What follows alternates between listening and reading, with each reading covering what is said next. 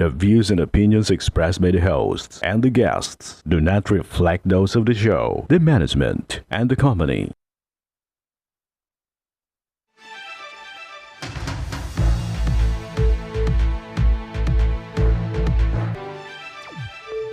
Magandang hapon po sa ating mga masugid na taga-subaybay. Live na live po tayo ngayong araw ng Miyerkules para magbigay ng serbisyo publiko. Live na rin po tayong napapakinggan sa 90.3 Radyo Uragon, Sorsogon, 88.3 sa Catanduanes, 90.7 sa Legazpo City at live na rin po tayong napapanood sa ating YouTube account. Umpisahan na natin mga kaibigan ang pagbibigay ng serbisyo publiko. Kung inyo pong maalala, dumulog ang mag-asawa na sila Ramil at Rowena sa ating Tabang Ora mismo satellite office ng Camarines Norte para humingi ng tulong na mahanap o mahagilap ang kanilang dalagitang anak na nakipagtanan umano sa boyfriend nito. At ang kanilang pagtakas ay nakunan pa ng CCTV. Kung paano natin ito nabigyan ng aksyon, panuurin po natin ang buong kwento. Magdamag, hindi na uwi. Nga po kami alam na magkasintahan yung dalawa. Nalaman po namin. Yan, dinala na yung anak ko, ginagit na po. Nagkulang ba kami sa'yo? Lahat ng gusto mo ginagawa namin. Senyorita ka sa bahay. Kung matino kang lalaki, magbibigay galang ka sa magulang ng babae. Kaya niya akong ibuhayin, kaya akong magtrabaho, kaya ko pong buhayin yung sarili ko kahit di wala po kayo. Sa ayaw gusto, sasama ka sa amin. Mama, pag may nalaman ka about niya, kasi pa mananahimik ka mo.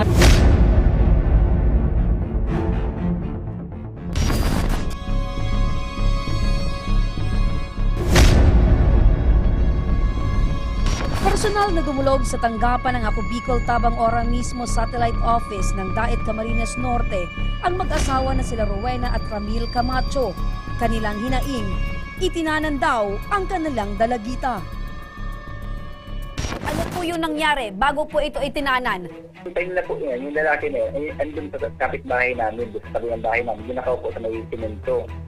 Ang tapos, nung umalis na po ako, hindi nakasama yung anak ko, pagpunta sa baso, yung anak ko nakagaya, tapos siyempre medyo irritate, hindi siya nakasama, nag-alis na, naglakad na rin ang bahay ko, nakita ng kalsada lang. Opo. Tapos sinundan po ng lalaki na yan, tapos inabot na po ng oras ng magdamag, hindi na uwi. Ilang taon na po ba ito, tatay? 16 years old po yan. Sa inyo pong pagkakaalam, matagal na po ba niyang kasintahan itong lalaki na tumangay po sa inyong anak? Hindi. Nga po kami alam na magkasintahan yung dalawa. Tapos pumupunta-punta po sa bahay, mga ilang weeks, nalaman po namin. Yan, dinala na yung anak ko, dinagit na po. Ito na dinala. Opo. Hanggang hindi na po umuwi, hanggang ngayon, may isang buwan na po ng 23. So, niyayaan na muna niya magyala sa sentro. Dahil sinama niya sa mga kaibigan niya. Pagdating doon, ang sabi daw po, naghahanap ng matutulugan ng gabi na yun. Pumunta na po ako sa bahay nila. Nakiusap po ako sa magulang na kung maaari, ilabas na yung anak ko, pauwiin yung anak nila. Kakyat mo na yung lalaki. Ang sabi daw po, mauwi, inahalap na, hintayin. Ako po, nagparahintay sa bahay nila siguro na sapat ng oras. Hindi naman nagdating. Siguro, naalarma silang hinahanap namin sila doon. Okay. Yung mga time na po yun, baka yun na yun ang time na tumalis na sila, pumunta sa Laguna. At dahil pinaghihinalaan na nila Ramil at Rowena na maaring nasa Laguna ang kanilang anak, minabuti na rin namin itong idulog sa tanggapan ng Municipal Social Welfare and Development ng Santa Cruz, Laguna. Ma'am Judith, maaari niyo po ba kaming matulungan na mahagila po itong sila Eldrian na sinasabing boyfriend umano ng anak nila Ramil na kanyang tinanan at idinala raw dyan sa Santa Cruz ito pong kanilang anak? Gagawin po namin ang aming makakaya upang matulungan po ang pamilya ng biktima. Ano po ang aasahan na proseso nitong mga magulang ng dalagita habang sila po ay patuloy na naghahanap sa kanilang anak? Kung sakali man po na sila po ay desidido na magsampa ng kaso, ay kami rin po ay katuwang para po sila ay matulungan na may isampa po ito. Makalipas ang ilang araw na patuloy na pakikipag-ugnayan kay Kapitan Abner Bermundo, ay sa wakas, natukoy na rin ng aming team ang lugar na kinaroroonan ng dalagita.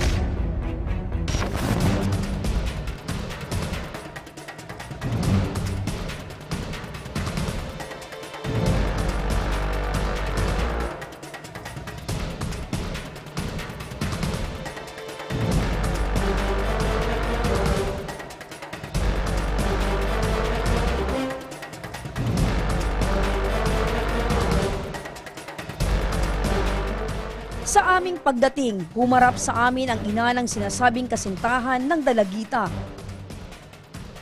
Ano po yung alam niyo? Meron ba talagang relasyon yung anak niyo doon? Wala po akong alam dyan. Wala kang alam. So nagulat ka din, ma'am? Opo.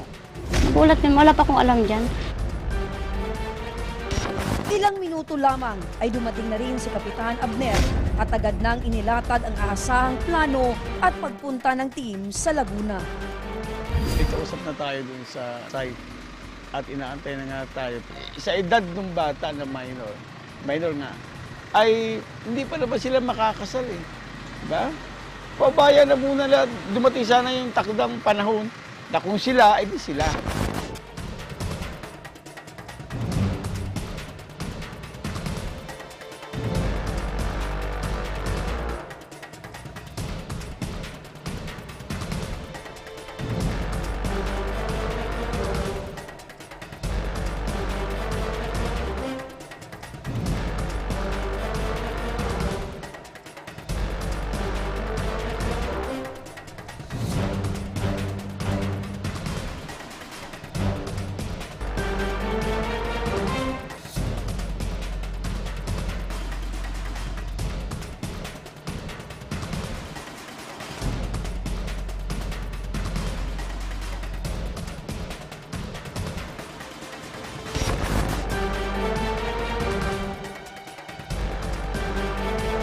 Kinabukasan, naganda ng aming team kasama si Kapitan Abner para sa aasahang paghaharap ng mga magulang sa kanilang mga anak na nagtanan. Yes, ma'am. Ay, yung kausap natin, ma'am, na sabi mong parang magmi-mediate din sa atin, parang magwi-witness. Nandiyan ba? Kasama mo ba?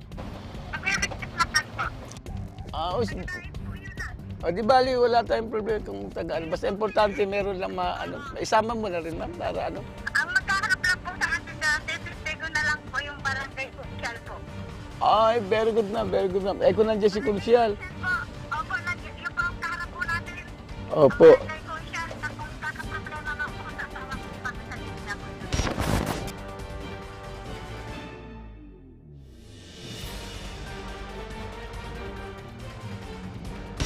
Unang bumaba ng sasakyan ang aming team kasama si Kapitan upang siguraduhin kung nasa kustodiya na ng Barangay Santa Cruz, Laguna ang dalagita kasama ang kasintahan nito.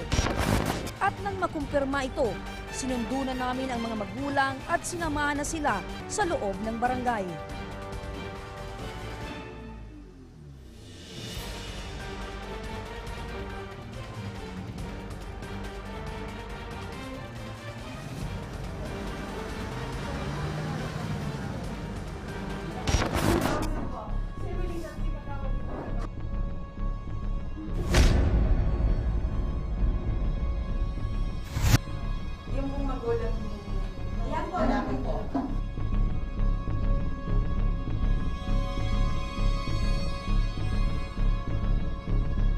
So, ayusin lang po natin yung hindi po pagkakaintindihan ng dalawang panig, lalo na po dito sa dalawang menor de edad. Social worker po, isa po sa mga social worker ng Santa Cruz. Nandito po ako para sa kapakanan ng ating mga bata na nandito ngayon. Mapag-usapan po natin ng maayos yung mga dapat nararapat para sa kapakanan ng mga bata ito. Ako nagpunta dito dahil inaano kita kasi ikaw minor de edad. Nasa tamang edad na to. Sabi ng magulang to, 19. Ang allowed lang ng DSWD hanggang 17. Yun lang. Hindi naman na kami napunta dito para mag-iisip ng masama para sa iyo. Bait mo ngayon, Papa. Ang bait mo ngayon. Nagalitan. Sana makugalit lang. Huwag niyo halaan ng bugbog. Kahit sinong tinanong ko, mali. Ano yun, mga nasa barangay, di ba nagkaabutan na tayong barangay, sabi mo magbabago ka. Sabi mo, magbabago na ako. Mga ilang araw lang, di ba pagkagaling natin ng barangay, binugbog mo na din agad ako. Nagagawa ka ng Hindi pa nagagawa ko ng rason. Andiyan yung mga kapatid ko. Ay, kapatid mo, hindi mo ang binubugbog. Hindi binubugbog pa, sure ka? Sana totoo. Kung binubugbog ka man, sabihin ko sa'yo, mas masahol pa ang sinapit ko sa'yo noon. Babag mo na po kayo Para daw ngayon dito sa tagain ko ginagawa. putulin ng tatay ko ang paa ko. Pero ginawa ko sa magulang ko to, Sa ako po, di ba sinasabi ko sa inyo, sinasabi mo sa akin, hayaan mo nilang yung time na yung gusto ko na din umalis, iniisip ko lang yung mga kapatid ko, iniisip kita na sabi mo, hindi ka uuwi. Kapag alis ako, pag di ako nahanap, iniisip lang po kita nun, iniisip ko yung kalagayan mo. May nangyari ba sa'yo na mas malalim? Meron po. Talagang tutuloy ko ang kaso, magdidemand ako. Kung tutuloy ko din papa po yung kaso sa iyo. Sige na. Hindi ka ganyan dati. Hindi ka ganyan dati. Ano po ba yung sinasabi mo? Hindi ka ganyan dati. Pinagsasabihan niyo ako. Ayaw mo gusto, sasama ka sa amin. Ako sasama sa inyo, ayoko na po sa inyo. Trauma na akong masyado dyan kay Papa. Sus, Mariusip na. Bakit? Nagkasakit Mama, daw pag siya. may nalaman ka about yan, kay Nagkasakit Papa daw siya. mananahimik Pinadalan ka ko mo. na. Naghahanap ka lang ng butas para Ma, hindi po kami naghahanap ng butas, ma. Kilala kong utak mo. Nagawa kong mali sa iyo. Ang tanong, kung nagkulang ba kami sa iyo? Lahat ng gusto mo ginagawa namin. Senyorita ka sa bahay. Kung ano man ang sabihin ng magulang mo masama, mabuti ang magulang. Magulang pa rin yan. Dadating kasi sa paligid magulang. Tandaan mo yan. na po, ma. Ang mga kapatid mo, ano sinasabi? Grabe na si ate. Si ate na lang baga lagi. Marami kaming Hindi magkakapatid. man yun, ma. Kung matino kang lalaki, magbibigay galang ka sa magulang ng babae. Kaya niya po akong pag-aralin. Kaya niya akong ibuhayin. Kaya ko magtrabaho. Kaya ko pong buhayin yung sarili ko. Kahit di wala po kayo. Kahit naman kaya kang buhayin ng lalaking yan. Kahit wala po siya, kaya ko din po. Hindi. Ganito yan. Minor de edad ka pa rin, ha? Batas natin yan. Lahat ng mga minor de edad at nandiyan ang mga magulang. Sila dapat ang mga ngalaga sa'yo. Pinagsasabihan niyo ako. Sinasabihan niyo ako na ginagayuma ako nito. Hindi ako niyang ginagayuma. Ako lang po yung kusang sumama. Ikaw naman eh, kung ano mang nagawang kasalanan sa'yo ng magulang. Patawarin mo na, ako naawa sa'yo. Ang yung anak ko napapahamak. Alam mo magulang magugustoy na makulong ang anak. Ay kung kayo talaga, sa pagdating ng panahon, kayo talaga. Para matapos ng gulong ito. Sinabihan na kita noon pa. Mama, madali lang kaya kong bitawan mama niya. Eh kaso nga buntis mama niya eh. Patungal ma. Pilit kong naglulunod ako sa kanya. Pilit gusto ko lang umuwi.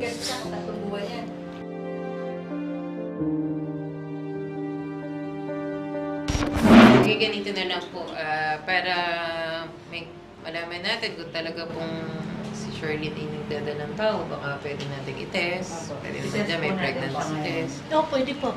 Para at Bibigyan ako ng least, pregnancy test po. Tapos i-test po natin siya para mapatunayan po natin na nagdadalang tao po siya. Walang sinayang na oras ang barangay at agad na inisikaso si Charlene upang alamin ang tunay nitong kalagayan. Habang naghihintay, ramdam ang tensyon sa loob. Ilang sandali pa ay lumabas na ang resulta.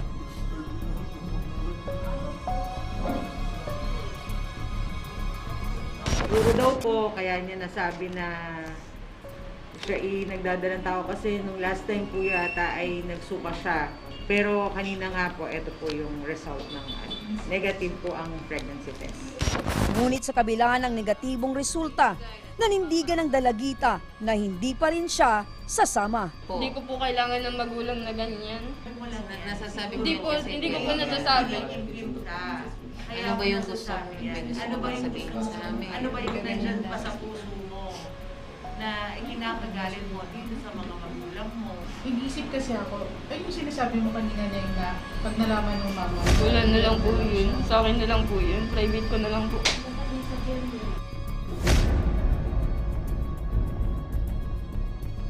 Dahil sa kailingan ng dalagita, masinsinang kinausap ito nila Ma'am Judith. Isang revelasyon ang inilantad ng dalagita na siyang ginawa ng desisyon ng tanggapan ng MSWDO Santa Cruz, Laguna dahil hindi na lamang pambubugbog ang isinumbong ng dalagita.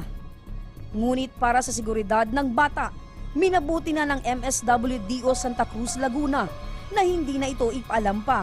Ngunit sa tulong ng tamang ahensya, nakakasiguro ang bawat isa na ang naging desisyon ay para sa ikabubuti pa rin ng anak nila Ramil at Rowena. Pagkakataon na makausap ko ang bata, so Sa ngayon po, mga magulang, nais ko po muna pailuwanag sa inyo yung mga bagay na napag-usapan namin. Ngayon po, napag-usapan po namin, kaharap ko si Konsehala kanina na ayaw po talaga umuwi ng bata. Pero hindi naman po kami papayag na sila po ay magsama. Ganito po muna yung gagawin natin. Pansamantala po, kakausapin po muna namin siya. Magka-counseling po muna sa tanggapan po namin ang inyong anak, pansamantala po, at ito rin po ay na-coordinate na namin sa DAET. Sana po maunawaan natin na may proseso po kasi lahat. Darating din naman po yung araw na babalik po ang bata sa inyo. Kailangan niya lang po talagang mag-undergo ng counseling. Kasi may mga bagay po talaga na hindi natin kayang ipilit. Lalo't may mga bagay po na kailangan mabigyan ng linaw.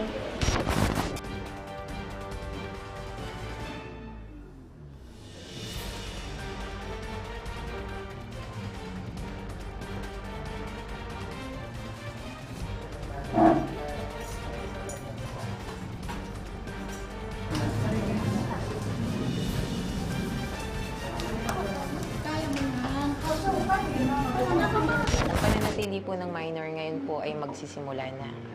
After po nitong pag-uusap na to, isasama na po namin ang bata, papunta po sa aming tanggapan para pansamantala na doon po muna siya manatili. Ano po, yung tagal po ay malalaman po namin, depende po sa pag-uusap po namin ng MSWD DAET. Nagpapasalamat po ako sa inyong tanggapan kasi nakita ko naman po yung dedikasyon nyo sa inyong trabaho. Matapos nito ay inihatid na namin sila sa shelter kung saan pansamantalang mananatili ang dalagita.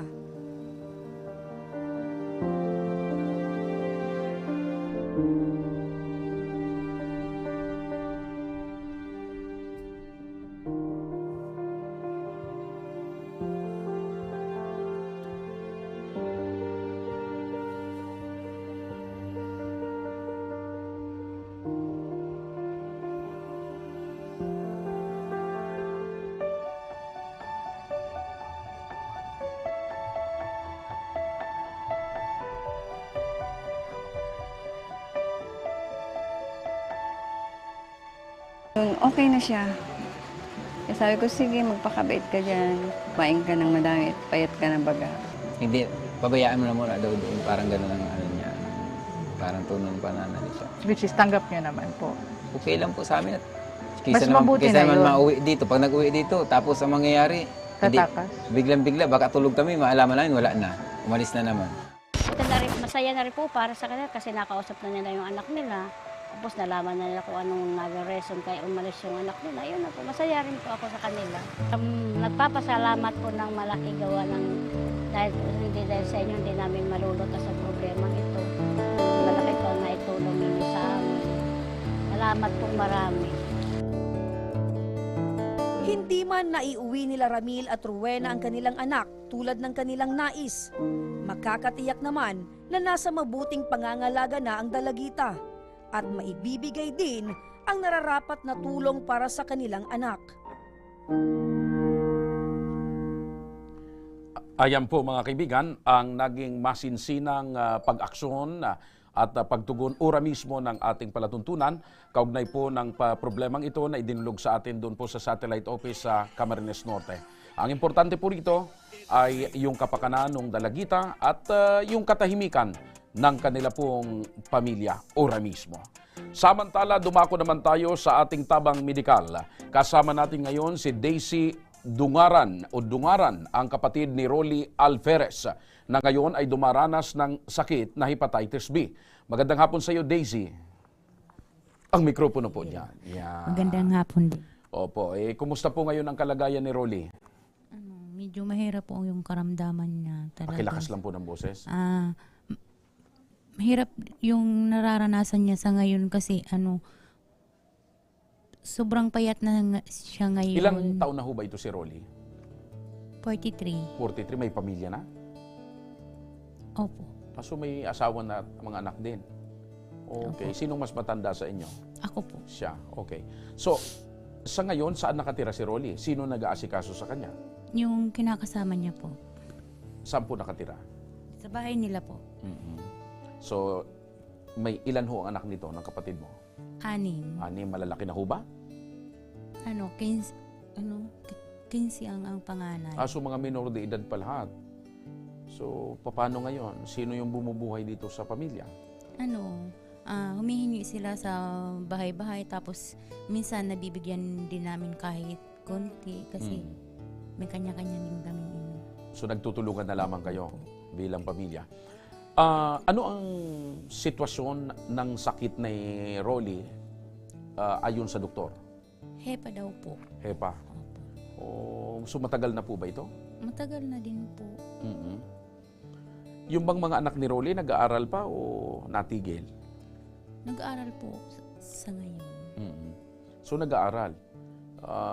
Kanya nga lang, dahil walang naghahanap buhay, pahingi-hingi nila sila ng tulong yung pang-araw-araw. Opo. Na iraraos naman. Opo. Tapos hindi sila nakakapag-aral ng straight kasi minsan kulang nga sa financial yung So, madalas absent sila. Nakakakain pa naman ba sila ng 3 beses ang araw? Minsan. Minsan siguro. So, minsan hindi. So, ganun talaga.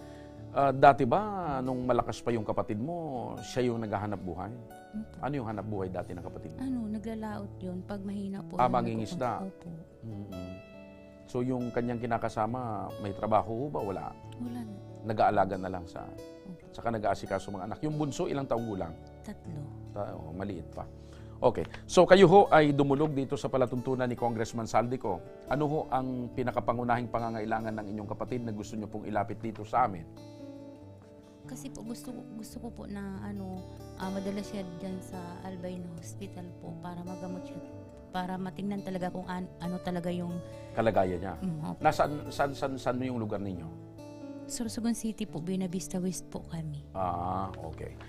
Para mabigyang solusyon yung inilapit mong problema at alalahanin, makakausap natin sa kabilang linya ng telepono si Ma'am Japs Calyos, ang coordinator ng Ako Bicol Party List, 1st District, Sorsogon. Ma'am Japs, magandang hapon po sa inyo. Yes po, good afternoon. Opo.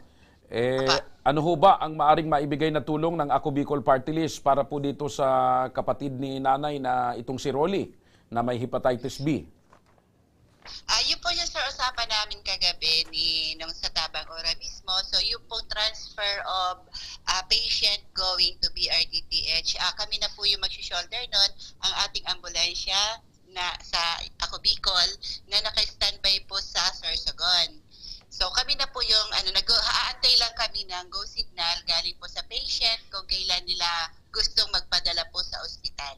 Okay. So yung kahilingan mo, nanay, na yung kapatid mo madala dito sa ospital, dito sa Albay, sa Legazpi, sagot na ng Ako Bicol. Yung ambulansya mismo ng Ako Bicol ang magdadala.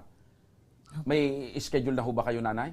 Wala pa? Wala pa po. Baka bukas po kasi ngayon pakilapit lang po. Magkukuha na pa lang daw yun ng referral. Kasi... kukuha pa lang ng referral. Opo. Okay. So, Ma'am Japs, ano pa ho ba yung mga kailangan nilang gawin para tuloy-tuloy po nating maiparating yung tulong ng Ako Bicol? Ayun po, sir. Antayin natin. Kapag na-transfer na natin siya sa BRDTH, kung ano po yung kailangan niyang mga medical, pwede natin i-assist through Ate LV, yung sa mga gamot po, o kung ano pa man na kailangan niya. So, handa-handa naman po ang Ako Bicol sa mga ganyang mga pasyente na nangangailangan po ng tulong, kasi yun talaga yung ating objective na makatulong tayo. Okay. So, bali, ang inaantay lang po natin, sir, yung na ma-transfer. Kasi once na i-transfer na po yung patient, doon na natin malalaman kung ano pa yung mga kailangan nila. Okay. So, Ma'am Japs, maraming salamat. Makikipag-coordinate na lang itong si ate sa'yo. Ito yung kapatid ni Rolly at yung mga staff natin dito para magkaroon kayo ng schedule kung kailan dadalhin at matransfer dito sa Albay o sa Legazpi itong pasyente. Maraming salamat po. Mabuhay po kayo. Okay po. Okay. So, samantala, pagkagaling kay Ma'am Japs, dumako naman tayo kay Ma'am LB Sedenio, ang coordinator ng Malasakit Center Ako Bicol Party List. Ma'am LB, magandang hapon po. Yes po, good afternoon. So Ma'am LB, ito pong pasyente taga Sorsogon, pero ang kahilingan po ng pamilya ay mai-transfer diyan sa location mo, Ma'am LB, at ayon naman kay Ma'am Japs ng Ako Bicol Sorsogon, ay sasagutin na ng Ako Bicol yung ambulansya na mismo ng Ako Bicol ang magdadala sa pasyente. So pagdating ng pasyente diyan po sa location nyo, Ma'am LB, ano naman po ang kailangan itong gawin ng pamilya para mag-coordinate po sa inyo? Yes po, Sir Joss. Once po na nandito na yung pasyente, ako na pong bahala sa kanila. Okay. So pag dumating dyan, kayo na po ang mag-a-assiste at yung Ako Bicol na po. Yes po, lahat po ng laboratories test na gagawin niya dito sa atin sa BRSM, sasagutin po ng Ako Bicol Party List. Wala silang babayaran. Ayon. Maraming salamat po, Ma'am LB. Mabuhay po kayo dyan sa Ako Bicol Party List. Thank you so much, Ma'am. Thank you so much din po. God bless. Oh, narinig mo, Nanay. Yung pagtatransfer, sagot ng Ako Bicol. Pag nakarating na dyan sa ospital dito sa Albay, sagot na ng Ako Bicol yung laboratory at yung gamutan. Opo. Ano po ang masasabi nyo, Nanay? Nagpapasalamat po ako sa programa ng Ako Bicol. Pero maliban dyan, Nanay, bago mo ituloy ang pagpapasalamat, mayroon pa pala. May cash assistance pang inihahandog ang palatuntunan ito ni Congressman Saldico para magamit po ng iyong kapatid. Ano bang hanap buhay mo, Nanay? Tanod po ako sa barangay. Tanod? So hindi ka nakapag-duty ngayon? Kahapon po duty. Kahapon nag-duty ka, okay. So bago ka mag-duty mamaya, may padala pa sa'yo ang palatuntunan ito ni Congressman Saldico, food packs para sa'yo. So yan, yung problema ng kapatid mo na inilapit mo, narinig mo naman. Ora mismo, inaaksyonan na ng Ako Bicol. At eto pa, may bigay pa yung Ako Bicol. Anong masasabi mo? Nagpapasalamat ako talaga sobra-sobra sa programa ng Ako Bicol. Action ko kay matagal na kasi ang problema namin, tapos wala akong ibang maisip, nanalangin ako. Sabi ko, Lord, ano ang dapat namon himuon para So ibig mo sabihin, binigyan ka ng pangitain ng Pong May Kapal na lumapit dito. At yung matagal nyo ng problema, dito nagkaroon ng kasagutan. Naiiyak ka na, Nanay. Bakit po? Sobrang kaligayahan ko talaga kasi sa damo-damo kaya ang dami naming magkakapatid, pero ako lang talaga yung nagpupursige para masolusyon na ang problema namin kasi pang-anim po ako sa magkakapatid. Mas madami pa yung nakakatanda sa akin, pero wala silang lakas ng loob para matulungan ang kapatid ko. So, Nanay, nandito po, yan ang dikain at mithiin ng Ako Bicol Party List sa pangunguna ni Congressman Saldico at Congressman Jill Bungalo na matulungan po kayo ng mga nangangailangan ng tulong. At huwag tayo makakalimot sa Pong May Kapal. Kapit lang, ha? Okay. Hangad namin na sana gumaling at makarecover yung kapatid mo. Samantala, sa pagbabalik ng Ako Bicol tabang ora mismo, lisensya ng isang truck driver, 6 na buwan nang naipit sa LTO dahil sa usad pagong umano nitong kumpanya. Kaya huwag kayong bibitaw dahil magbabalik pa ang tabang ora mismo.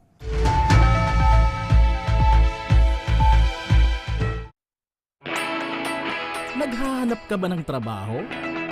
Marunong ka bang mag-shoot ng video? Mag-edit? Magaling ka ba sa social media? Willing ka bang matuto? Graduate ng journalism o may alam na sa media? Apply na dahil naghahanap kami ng videographers para sa Camarines Norte, Sorsogon, Camarines Sur, Catanduanes at Masbate. Ipadala ang inyong resume sa actioncallcenter@gmail.com at maging pinakabagong miyembro ng aming team. Tara na! Apply na!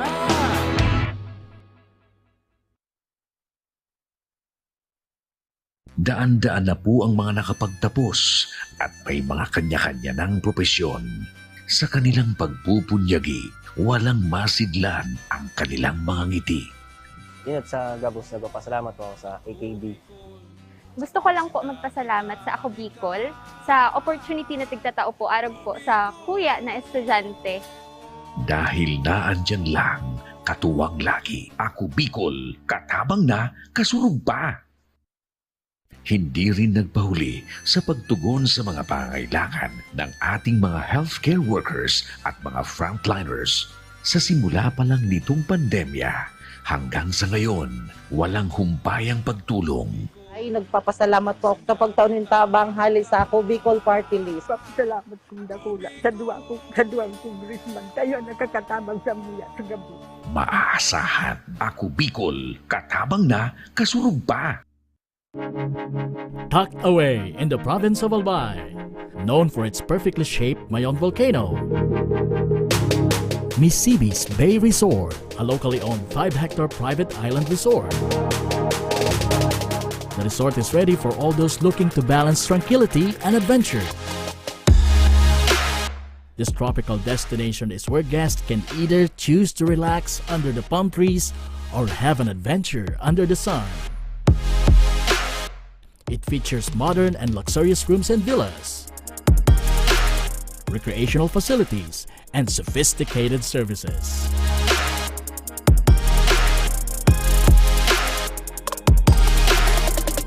Come and experience Misibis Bay Resort, your tropical island getaway.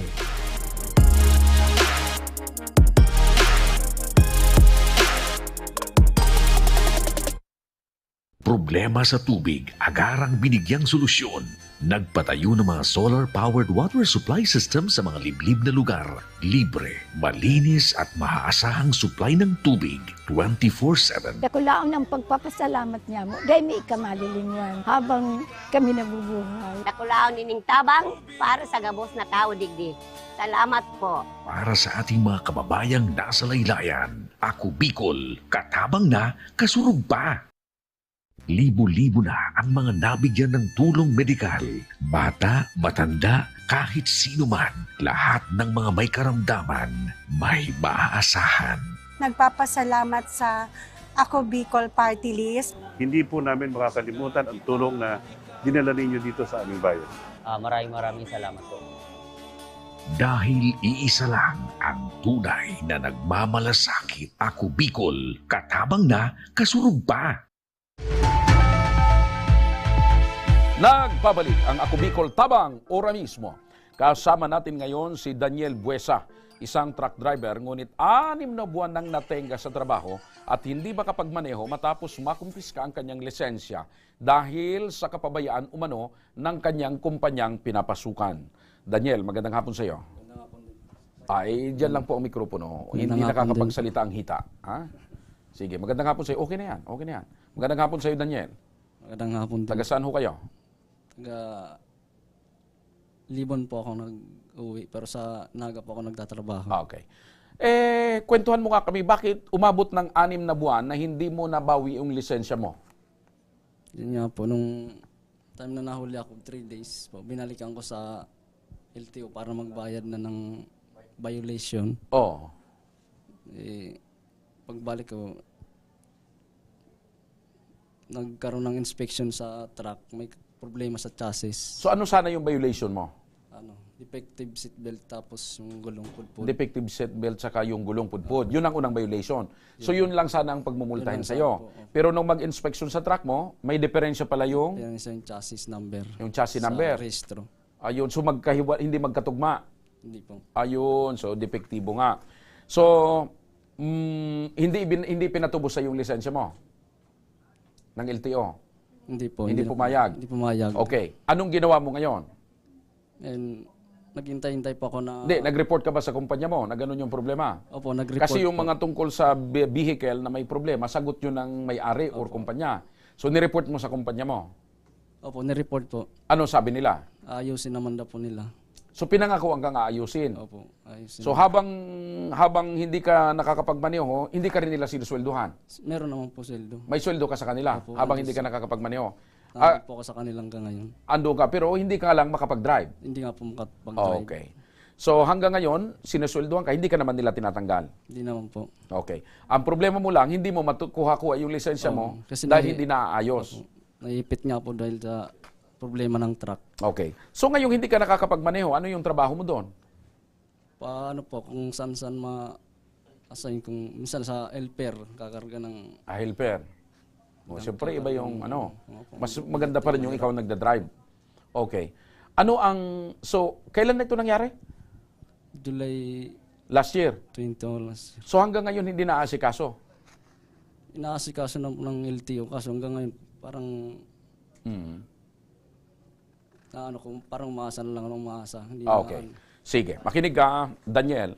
Para mabigyang linaw itong problema mo, nasa linya ng telepono si Binibining Sarah Jane Ditera, ang Production Supervisor ng Novtech Corporation Bicol Branch.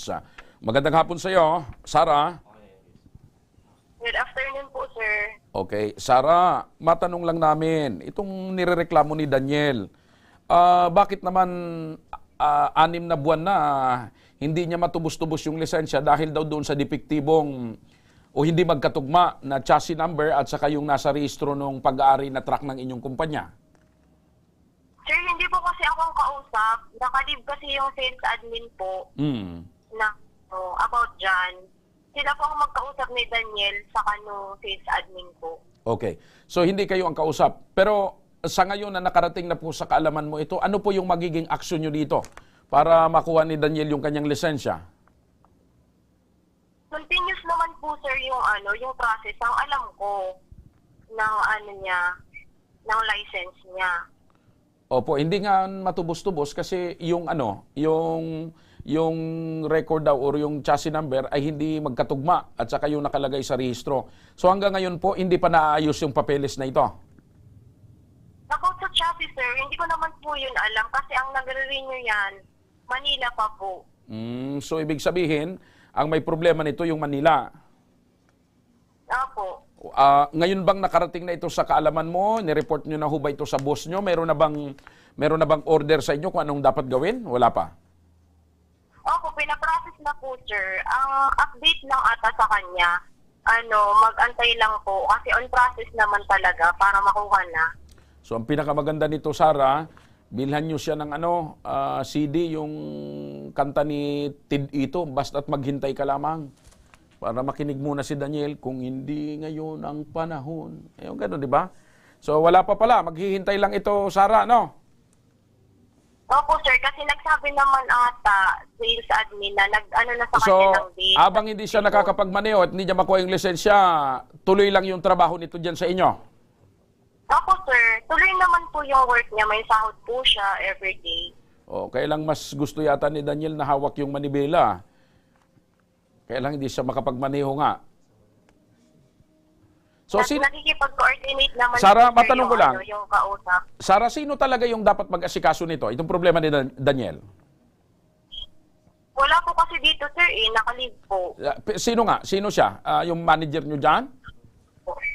Sales admin po, yung kasama ko po dito. Sila ang magkaano ni Daniel. So, nakalib. Kailan papasok yon? Next week pa po, sir. Okay, pakisabihan mo siya na pakibilis-bilisan yung pag-aksyon niya, ha? Kawawa naman si Daniel. Opo, sir. Huwag sabihin mo, bago siya mag-leave, ayusin niyo muna yung mga dapat niyang ayusin, ha? Huwag tatamad-tamad. Sir, nagka-problem lang po siguro. Hindi naman yun, tamad. Sige. Di malalaman natin yan kung makukuha agad yung lisensya. Maraming salamat sa iyo, Sarah. O Daniel, makinig ka muna daw ng kanta ni Tid dito, yung maghintay ka lamang. Okay lang yun sa iyo? Okay lang naman. Ilapit po yung mikropono, Okay lang naman po, pero wag naman sana yung bibigyan ka ng araw.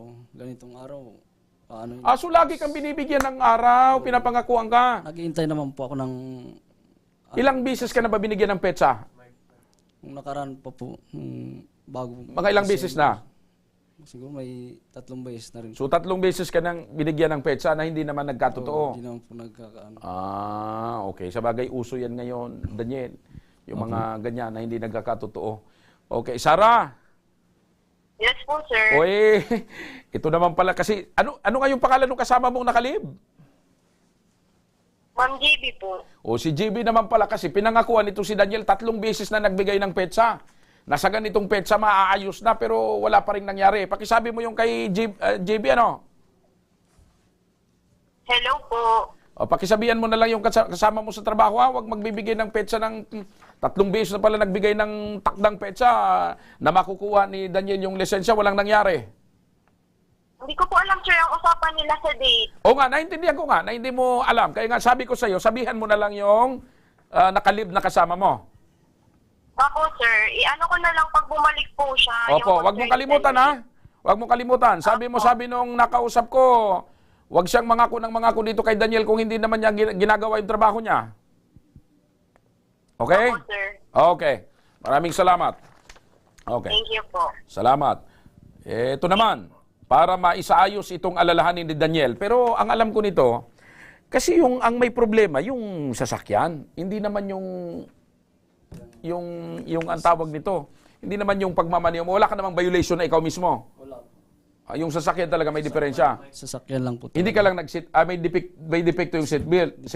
Sira yung Tapos sira yung pudpud yung yung gulong. pudpud yung gulong. Ay, kuripot ba itong kumpanya mo? Ano po?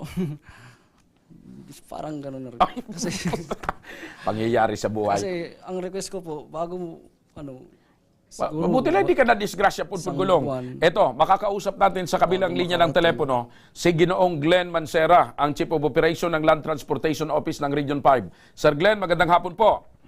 Magandang hapon po, sir. Magandang hapon po sa lahat ng nakikinig. Ayo po, sir, ito na naman tayo. Naiipit itong driver sapagkat yung kanyang lisensya nakumpiska yata ng inyong tanggapan ng LTO.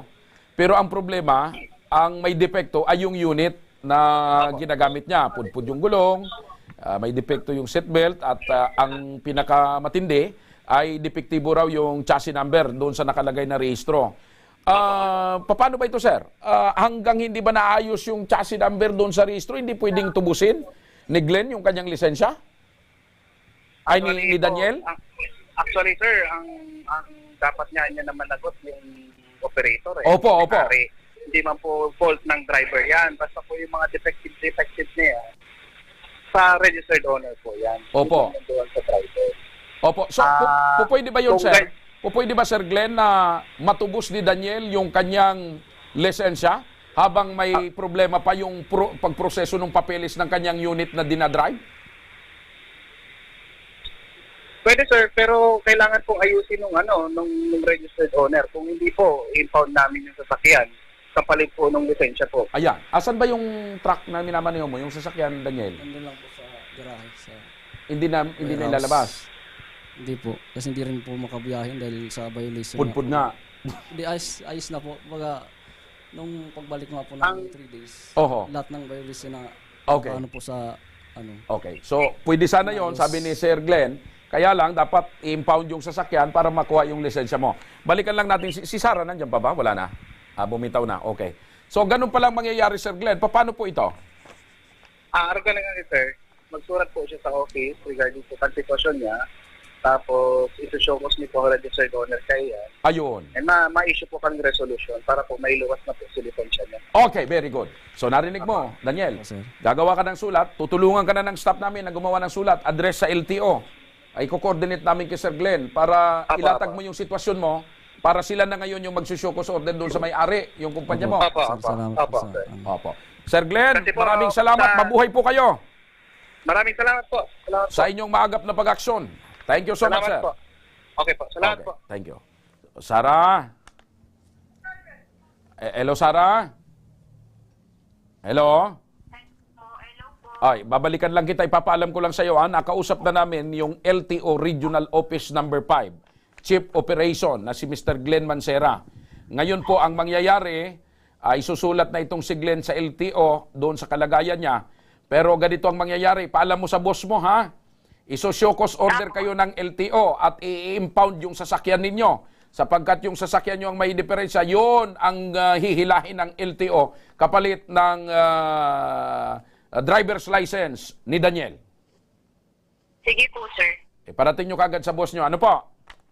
Apo, sir. Okay. Pakisabi na sabi ng LTO, ang dapat mag-asikaso ay yung kumpanya, yung may-ari, at ang hindi dapat mamroblema si Glenn si Daniel sa kanyang driver's license. Maraming salamat, Sarah. Thank you so much. Thank you po. Daniel, aalalayan ka ng aming team. Tutulungan ka na rin na gumawa ng sulat, address sa LTO, gaya ng sinabi ni Mr. Glenn Mancera para ma-action na yung problema mo. Opo, sir. Para mabawi mo na. Okay, so aalalayan kayo ng staff namin hanggang sa makuha mo yung lisensya mo. Salamat po, sir. Ikaw ba, Daniel, may asawa na? Dati po. Dati? Ay, ngayon wala na. Wala na. Wala ka bang nakita dyan na pwedeng ipalit?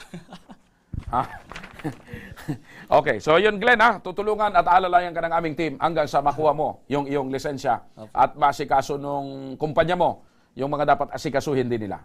Yes po, salamat po sa tulong. Okay. Makukuha ko na po yung lisensya ko. Okay. Mga kaibigan, sa mga may problemang legal at medikal na nais humingi ng tulong sa ating programa, maaari po kayong magsadya sa aming tanggapan sa ground floor ng Embarcadero de Legazpi, Victoria Village, Legazpi City. Bukas po ang aming tanggapan mula Lunes hanggang Sabado alas 8 ng umaga hanggang alas 5 ng hapon. Sa mga nasa Metro Manila naman po at kalapit na lugar, maaari po kayong humingi ng tulong sa Action Call Center sa North Wing ng Batasang Pambansa. Magpunta lamang po kayo tuwing araw ng Lunes alas 8 ng umaga hanggang alauna ng hapon. Maaari din po kayo magtungo sa Ako Bicol Tabang Ora mismo ni Congressman Saldico sa Camarines Norte, sa Provincial Capital mismo yan. Para naman sa mga taga Camarines Sur, pwede kayong pumunta sa Tagungtong, Goa, Camarines Sur. Bukas po ang aming tanggapan mula Lunes hanggang Biyernes, alas 8 ng umaga hanggang alas 4 ng hapon. Maaari din po kayong magpadala ng inyong mensahe sa aming official Facebook page na Ako Bicol Tabang Ora mismo. Kahit anong reklamo po ay aming tinatanggap. Huwag niyo rin pong kalimutang i-follow ang aming mga official social media account sa aming Facebook account, YouTube at TikTok account at Ako Bicol Tabang Ora mismo. Hanggang bukas mga kaibigan, sama-sama nating aksyonan ng mga problemang medikal at legal. Ito po ang programang may paninindigan at patuloy na tutugon sa inyong pangangailangan. Ako po si Mr. Siram, Joshua Martinez. Maraming salamat. God bless Bicolandia. Mabuhay. Ito ang Ako Bicol Tabang Ora mismo. Action ko sa mga nangangailangan. Action ko lahat ay dadamayan. Noon at ngayon tayo'y sinamahan. Action ko patuloy na magsisilbi. Action ko sa mga nangangailangan. Action ko